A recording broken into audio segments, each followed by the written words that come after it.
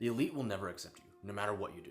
And here's proof. In a previous video, I talked about French sociologist Pierre Bourdieu's concept of taste being a weapon used in social and class warfare. And on that video, I got a few comments saying something along the lines that social media is going to be an equalizer when it comes to the taste of the elite. And while I see this happening currently as well, I wouldn't go as far to say that social media has the power to close that gap, for two reasons. First, the codes will always be shifting. One example of this is with luxury logos. In the 80s and 90s, conspicuous logos were the height of luxury signaling. But then mass accessibility happened.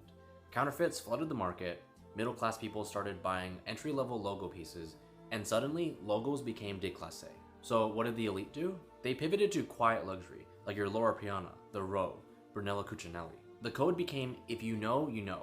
And if you don't know, if you're still wearing logo belts, you've revealed yourself. Where the trap lies is by the time you've learned the new code, it's already begun shifting again. Bourdieu called this the cultural arbitrary, which is a topic that deserves its own video, so if you want to see that, be sure to like and follow. But broken down simply, it's the notion that there's nothing inherent about the hierarchies that exist in our society. Classical music is not objectively better than pop music. French cuisine is not objectively more sophisticated than soul food. And while these hierarchies are real and have real consequences, they're socially constructed in order to exert power. That's why when suddenly the middle class begin to adopt markers of the elite, the pendulum shifts because it benefits those in power to distance themselves from the middle class. The second reason kind of touches on Bourdieu's theory of habitus, which is the idea that your taste is internalized through your upbringing. Someone born into privilege learns taste without effort. They go to museums as a child, and not as a school field trip, but as a casual weekend outing. They travel to Europe not to see the sights, but to visit family friends in the countryside. And Bourdieu's devastating insight is that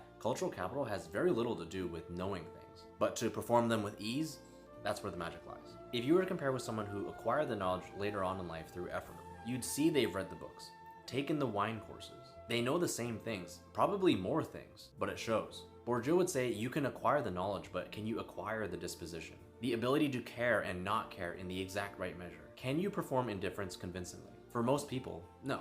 Because the ease itself is a product of privilege. It requires never having to try. In a future video, I plan on answering the question if all of this even matters. So if you want to see that, be sure to like and follow and leave a comment below with your thoughts.